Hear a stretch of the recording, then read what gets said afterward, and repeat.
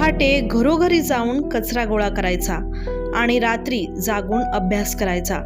हे सगळं सोपं नव्हतं, पण म्हणतात ना, स्वप्न पूर्ण करण्याची जिद्द असेल तर संघर्ष करण्याचं बळ देखील आपोआप येतच.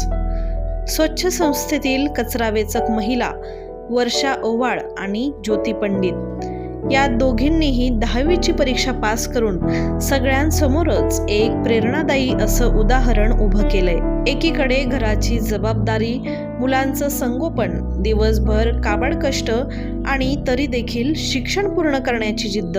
वर्षाताईंनी एकल माता म्हणून 2 मुलांची जबाबदारी सांभाळत रात्र शाळेत जाऊन अभ्यास केला आणि 46% गुण मिळवत 10वीची परीक्षा पास केली. तर ज्योतिताईंनी देखील 27 वर्षांपूर्वी अर्धवट राहिलेलं शिक्षण पुन्हा एकदा सुरू केलं. मुलांना मोठं करण्याचं स्वप्न पाहताना त्यांनी स्वतःचं स्वप्नही पूर्ण केलं. त्यांची मुलगी आज भारतीय नौसेनेत आहे आणि आता आईनं देखील शिक्षणात यश मिळवलंय. वर्षा आणि ज्योतिताई सांगतात, आता थांबायचं नाही, कारण वय नाही तर जिद्द ही माणसाला मोठं बनवते.